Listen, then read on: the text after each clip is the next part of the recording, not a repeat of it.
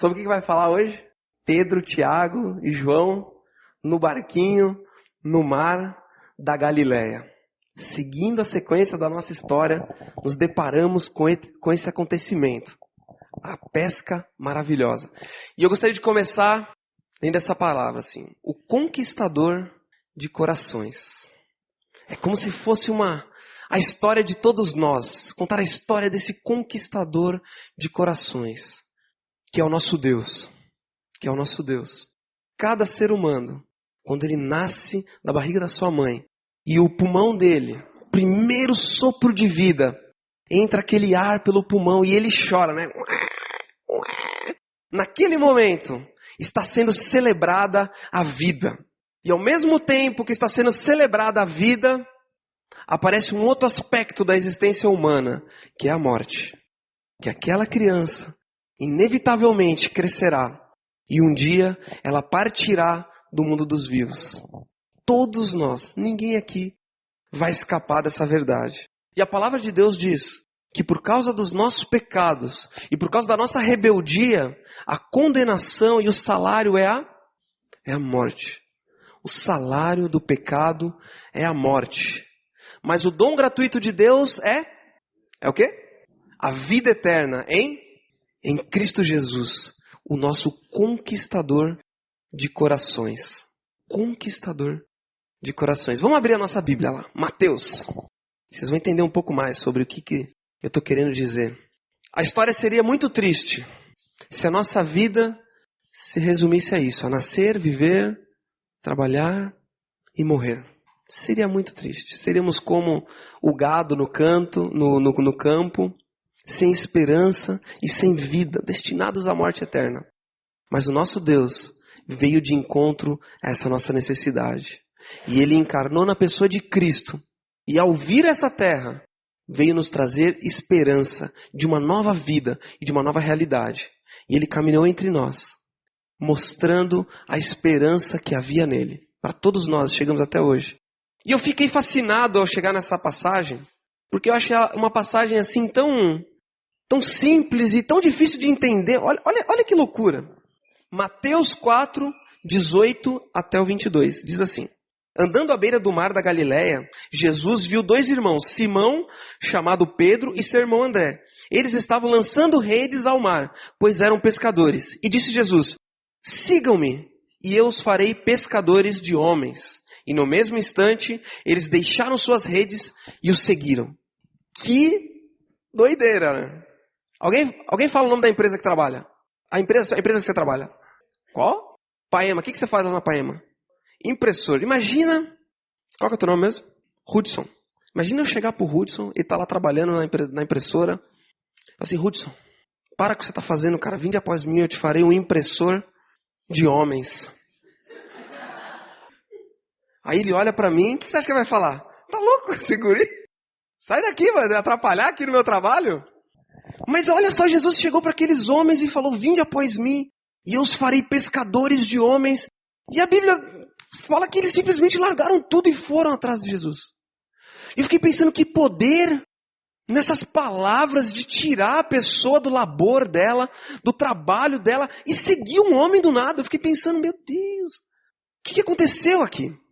Vamos para um outro evangelho que mostra um pouco melhor do que aconteceu nessa história. E ela esmiuça um pouco mais como foi esse chamado a serem pescadores de homens.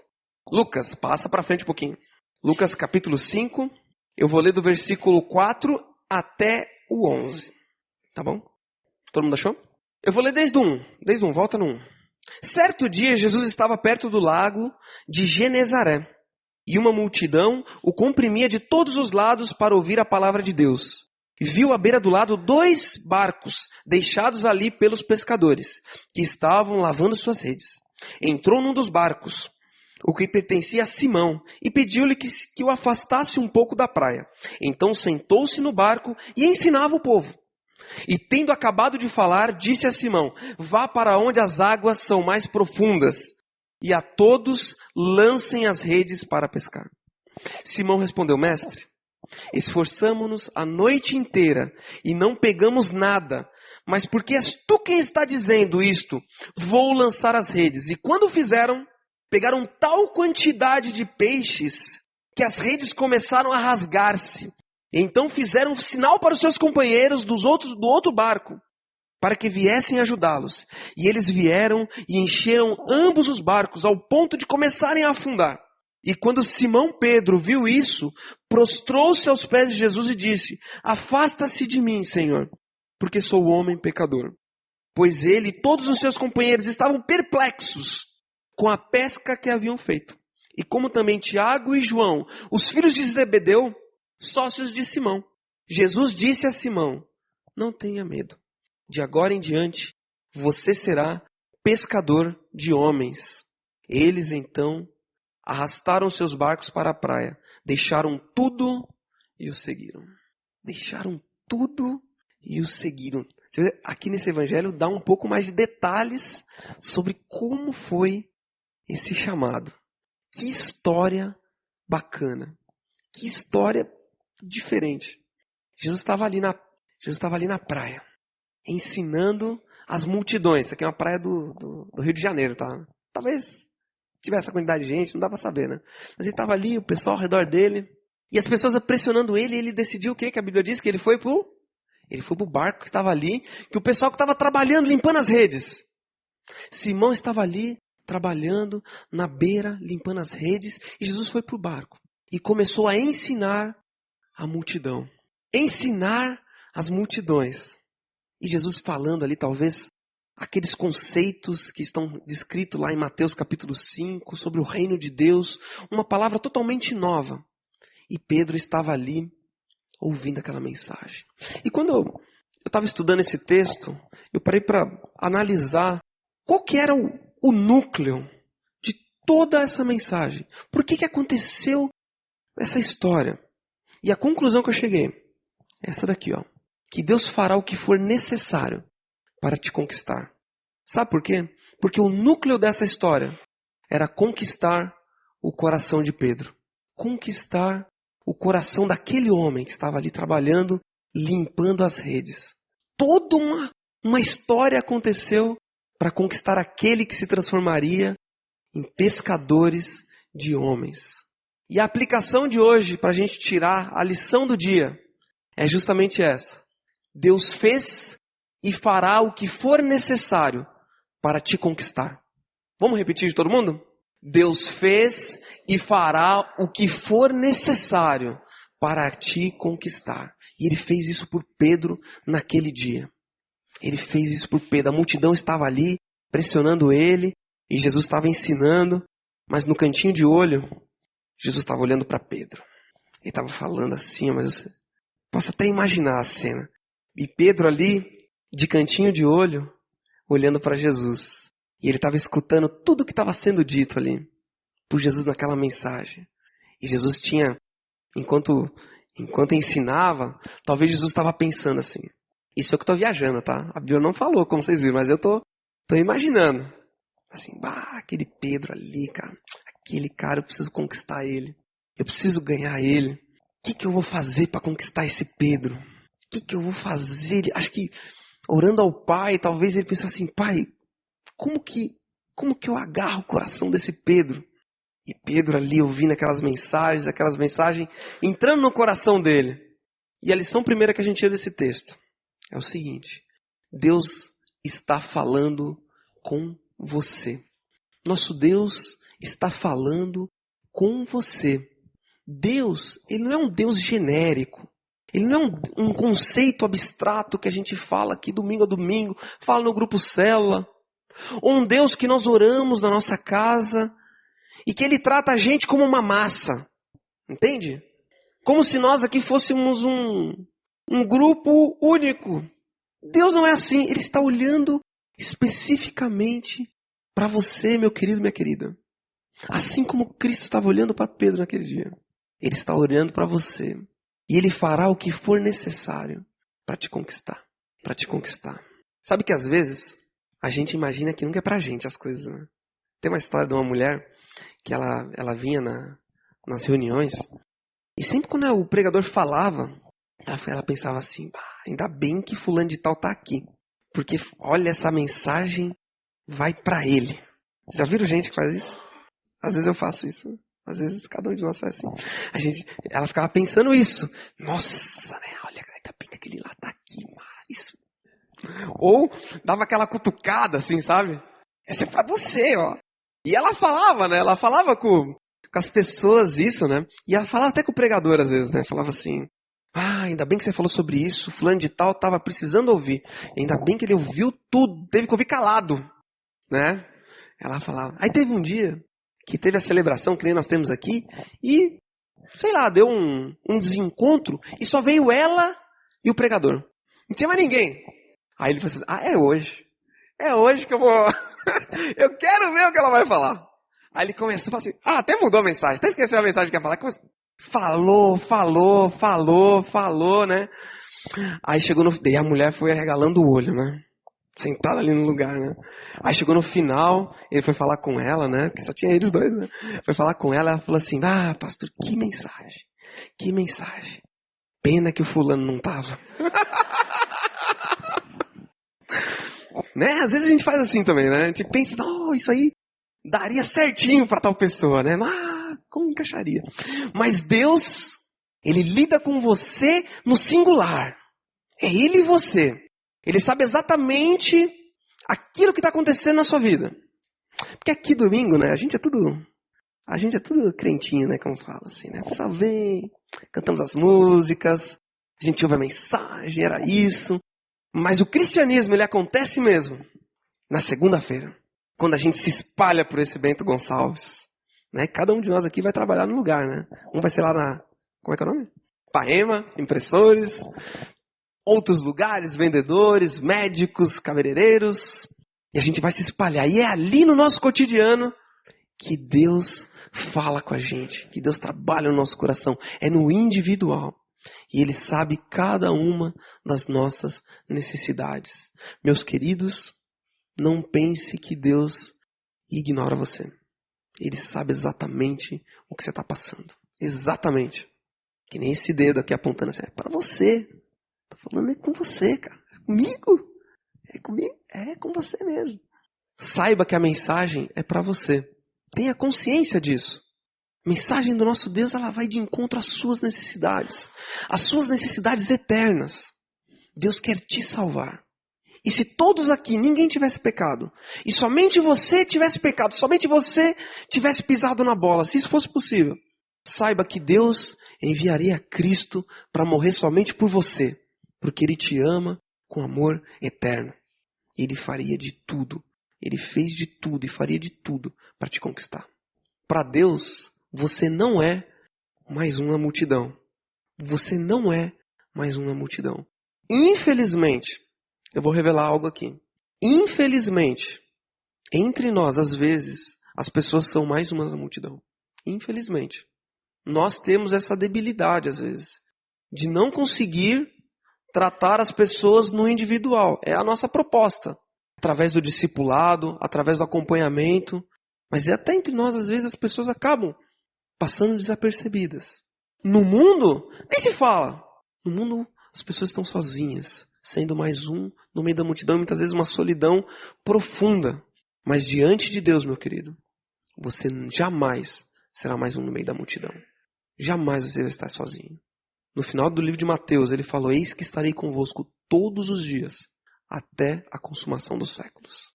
E outra coisa, Deus não vai se conformar em te perder.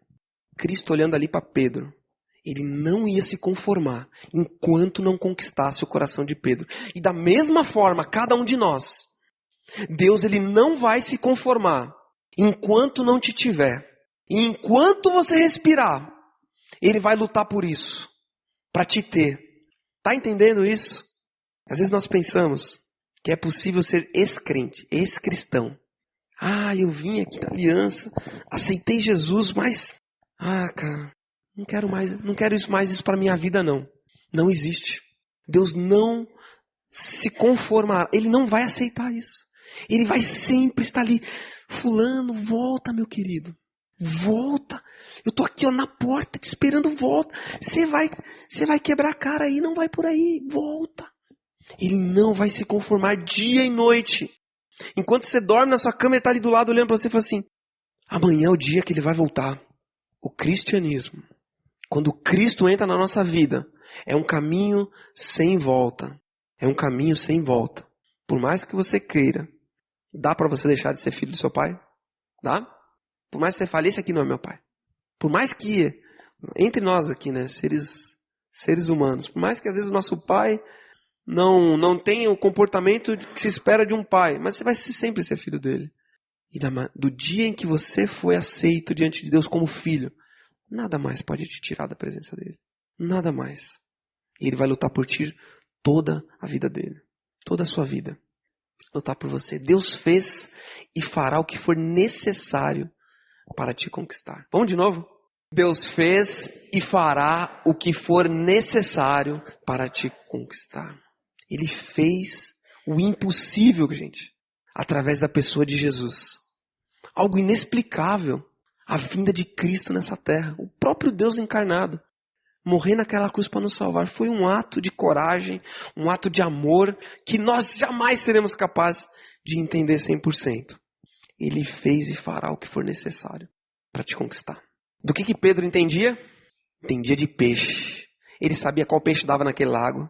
Ele sabia a hora que o peixe dava. Ele sabia a isca que tinha que usar. Ele sabia qual peixe era mais rentável financeiramente. Ele era pescador. Do que Jesus entendia como profissão? Ele era carpinteiro. Entendia de fazer, sei lá, estante, criadinho mudo, birô. Não sei qual eram os móveis que eles faziam naquela época. Mas Jesus entendia de madeira. E Jesus chega para Pedro, depois que acabou o discurso, e falou assim, já sei, eu vou conquistar Pedro nos peixes. É isso, é os peixes. Chega para Pedro, e aí Pedro, tudo bem? Tudo bem, cara, tudo bem. Como é que foi a pescaria aí? Pegamos só estrela do mar, pegamos nada, bota, latinha. Pedro, tô com vontade de comer um peixe hoje. Se a gente fosse dar uma pescada ali agora, vamos ali, mas imagina se eu chegasse ali e falasse assim, brother, essa impressão sua aí, ó, faz diferente, né? Eu nunca atuei numa máquina de impressão. Imagina se eu chegar e dar pitaco. Se alguém chega a opinar no seu serviço, o que você faz? Fale uma empresa aqui, alguém que trabalha numa empresa. O nome da sua empresa. Pode falar. Ih, ficou com vergonha. Rocheza. O que você faz lá dela? O que você faz lá? Você faz coisa de tinta. Imagina se eu chego pra ti lá na sua empresa, falo assim, Adelar, essas coisas que você tá fazendo aí, cara, não tá na moda não, cara. Tá na moda não, cara. Você tá vendendo coisa ultrapassada, cara. Né? Qual que é a reação do Adelar? Sai pra lá, galego. Tá louco, cara. Eu sei o que eu tô fazendo, eu sou especialista nisso. Mas Pedro já tinha sido capturado por aquelas palavras do mestre. E ele falou ali na nossa passagem. Ele falou, deixa eu até pegar aí. O tempo já passou, meu Deus do céu. Mestre, esforçamo-nos, versículo 5 do capítulo 5. Mestre, esforçamo-nos a noite inteira e não pegamos nada. Mas porque és tu quem está dizendo isso, vou lançar as redes. Ele aceitou e disse, beleza. Se é você que está mandando, vamos lançar essas redes. Ponto 2. Segunda aplicação. Deus, ele entra na sua realidade. Está vendo como ele é um Deus pessoal? Ele não falou de Pedro, por exemplo, sobre aviação. Assim, Pedro, vinde após mim, eu te farei um piloto de jato. Você acha que Pedro entendeu alguma coisa? Não ia. Ele entrou na realidade dele. E Cristo quer entrar na sua realidade. Quer entrar na sua vida. Porque ele é um Deus pessoal. Ele quer ir de encontro à sua necessidade. Sua necessidade. Porque ele é Deus, ele sabe exatamente o que você está passando. A última vez que eu vim aqui na Aliança, alguém lembra sobre o que era o estudo? Também vou dar uma dica, hein? Era o seguinte, nós falamos sobre quando Cristo transformou a água em vinho. Sobre os milagres. Sobre o milagre de transformação da água em vinho. E sabe que vou falar para vocês algo. Quando eu estava preparando aquele estudo sobre os milagres, eu pensei, que bacana a gente poder orar por isso, né? Vai que nós temos entre nós alguém que está precisando de uma oração, né? Que está precisando de um toque de Deus, né? E quando eu cheguei lá em Caxias, na outra semana, no grupo Célula, a Elô veio e compartilhou algo no grupo, que eu achei que veio de encontro a isso que a gente falou aqui na nossa celebração. Eu queria até chamar a Elô aqui. Chega aí, Elô. Ela vai falar pra gente rapidinho o que aconteceu com ela. Ela tá com vergonha. mas vai passar rapidinho. Oi, gente. Boa noite. Meu nome é Heloísa, faço parte do grupo Célula do Fabrício. Então, essa semana ele me convidou para dar meu testemunho. Não me deu muita informação sobre o que ele falaria. E agora eu entendi. Quando ele começou a falar. Então, o que eu compartilhei no grupo nessa semana, então, que ele tinha dado estudo aqui, foi que eu comecei a frequentar a Aliança porque eu descobri um problema de saúde, um problema bem sério, um tumor cerebral, na verdade, um glioma. E eu comecei a frequentar por isso, porque na minha visão de uma pessoa do mundo, não convertida, não cristã, para mim era uma batalha perdida, já, na realidade. E eu senti a necessidade de procurar uma ajuda espiritual, na época eu pensava, me apegar em alguma coisa. E foi então que, na época eu namorava um menino e a prima dele, a Kelly, ela faz parte do grupo do Fabrício, e ela me convidou para vir pro grupo. E eu fui, né, achando que eu ia encontrar aquela coisa toda que a gente vê na TV de evangélico.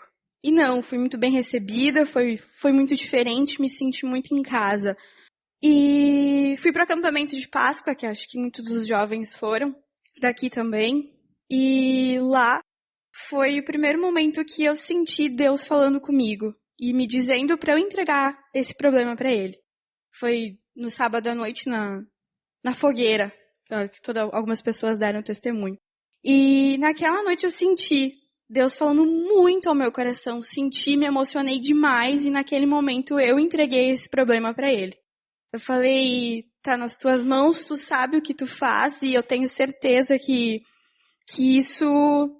isso vai ser um aprendizado muito grande na minha vida. E continuei com o meu tratamento, com as minhas sessões de tratamento no hospital, e o meu médico, ele sempre dizia que ele não estava muito confiante, que não era para ficar muito confiante de num próximo exame que eu fizesse, eu obtivesse algum sucesso, alguma coisa assim. Mas eu entreguei para ele, eu tinha muita fé mesmo, e na época eu estava lendo 2 Coríntios, e teve um versículo que me chamou muita atenção, que é do capítulo 5, versículo 7, que diz, porque vivemos por fé e não pelo que vemos. E aquilo me fortaleceu demais, assim, e foi muito bom. E foi umas 2 ou 3 semanas antes do meu exame final.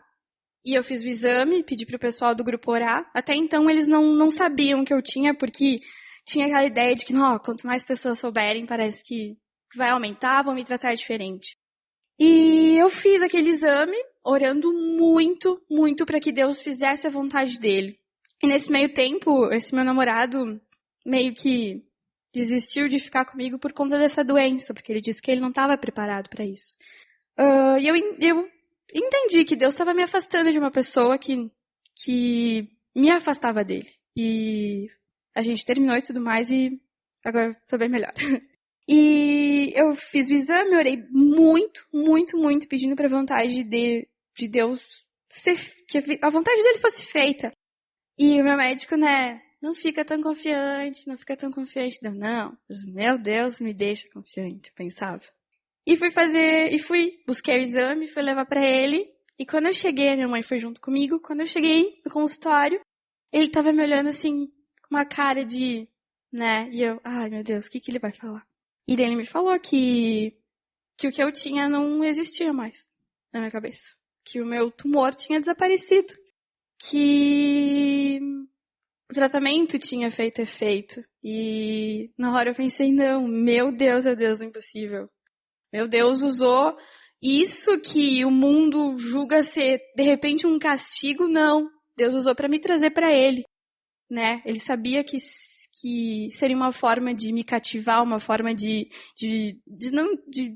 repente, de me conquistar, de me ter para Ele. E naquele momento eu senti que Deus está muito presente entre a gente e que Ele é o Deus impossível, e é só isso que eu posso dizer sobre Ele. E é isso que eu compartilhei no Grupo Célula. Obrigada.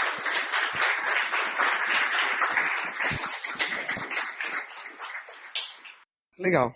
Toda a honra e toda a glória é dado ao conquistador de corações, que faz e fez o que é impossível para conquistar cada um de nós. Cada um de nós. E Ele entra na nossa realidade. E o mover de Deus nos coloca de joelho. Faz poder nos colocar de joelhos diante dEle. Aí você pode pensar assim, eu não me ajoelho diante de ninguém. Todo ser humano se ajoelha diante de algo. Talvez o Deus da sua vida não seja esse Deus que a Elô falou. Talvez seja outros deuses, talvez seja um emprego, talvez seja um relacionamento, eu não sei. Mas Deus sabe exatamente que o vazio que tem dentro de cada um de nós somente será preenchido no dia em que a gente cair de joelhos diante dele. No dia que eu e você olharmos para Deus, que nem Pedro olhou aqui nesse versículo, e falou no versículo 8. Quando Simão Pedro viu isso, prostrou-se aos pés de Jesus e disse, afasta-te de mim, Senhor, porque sou homem pecador. No dia em que eu e você reconhecermos que nós somos pecadores e cairmos de joelho diante de Deus nesse dia, é o dia da nossa salvação, o dia da nossa redenção, é o dia da esperança.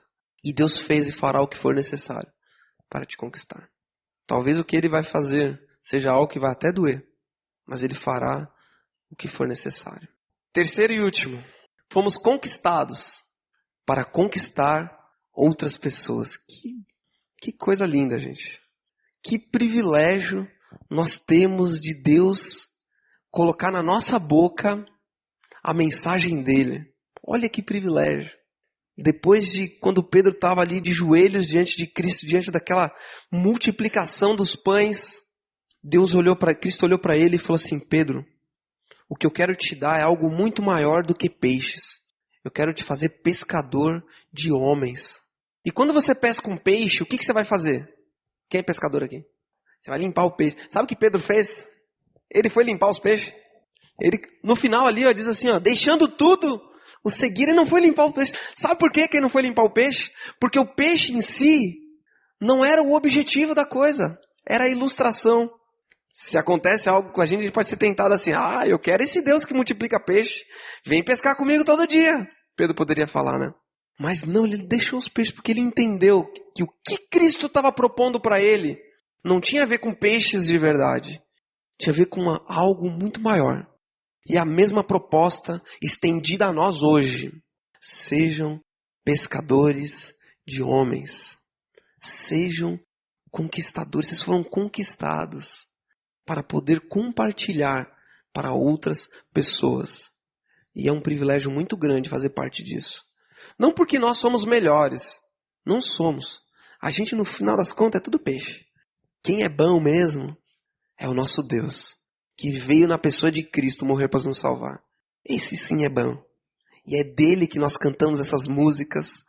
É para ele que nós nos reunimos aqui. E todo o mérito é 100% dele. E não de pessoas. E não de pessoas. E uma última aplicação. Tem a ver com limpar o peixe que você pesca. Para a gente terminar. Quando nós falamos de Cristo para alguém, é gostoso falar dos primeiros passos. Mas é importante esse âmbito também da pescaria. Você poder ensinar essa pessoa a caminhar. Trazer para o grupo, estar junto, ensinar essa pessoa a viver. Isso é como se fosse limpar o peixe da pesca. Entende que às vezes a gente fala de Cristo, mas também abandona a pessoa. Aí a pessoa não vem mais, ou a pessoa se distancia e fala assim, isso aí não era, tá muito difícil. Mas o chamado de Deus é que a gente faça discípulos, que a gente multiplique a palavra dele. E fazer isso é ensinar as pessoas a caminhar. E sabe que limpar o peixe, às vezes dá mais trabalho do que pescar. Não é verdade? Porque às vezes nós compartilhamos Jesus, fazemos o abismo ligado com a pessoa, e a pessoa, eu quero Jesus. Né? E a gente, é isso, Jesus, e agora? Aí a pessoa começa, mas eu tenho tantos aspectos da vida da pessoa, e a gente tem muita dificuldade de caminhar com a pessoa. E a última aplicação desse texto é limpe o peixe que Deus te der. Caminhe com essa pessoa, não ignora ela. E limpar o peixe dá trabalho. Tem que ligar, tem que estar junto, tem que ver as necessidades. Não é tão simples assim. Mas é uma história muito legal essa, que eu gostaria de deixar para vocês. E o cerne dessa história é justamente esse. Que Deus fez e fará o que for necessário para te conquistar. Que nem esses bombeiros, tá vendo? Por que tem um bombeiro ali? O bombeiro é aquele que entra no fogo para salvar a pessoa que está ali dentro se queimando. Esse é o nosso Deus por nós. Faz o que for necessário para conquistar o teu coração. Vamos orar? Feche os teus olhos. Deus de amor, Pai querido, obrigado, Deus, por esse dia. Obrigado pela mensagem da tua palavra, Deus. Sermos impactados por um Deus vivo, um Deus pessoal, um Deus que se importa com cada uma das nossas necessidades, Pai. E que tem um amor por mim e por cada um que está aqui, Deus, de uma maneira inexplicável, Pai. Muito obrigado, Deus, por esse amor, Pai. Nos guia, Pai, nessa vida cristã, Deus, a vivermos de acordo com esse amor, Pai. Sabermos, ó Deus, que o Senhor é por nós 100%, ó Pai, presente em cada uma das nossas necessidades, Deus.